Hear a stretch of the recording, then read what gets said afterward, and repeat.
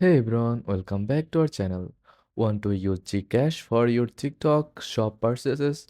Here's a quick guide to add and pay with Gcash. First of all, open the TikTok app and go to TikTok shop. Select the item you want to purchase and proceed to checkout. On the checkout page, tap payment methods and select add payment method.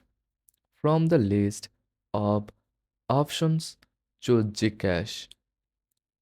You will be redirected to the Gcash login page.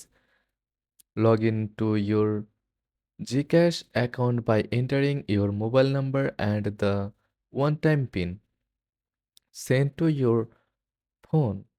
Once logged in, authorize TikTok to link your Gcash account. After confirmation, your Gcash is now added as a payment method. At checkout, select Gcash as your payment method and confirm your order.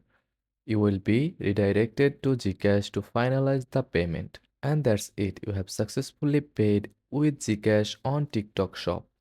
It's fast, easy, and secure. Thanks for watching.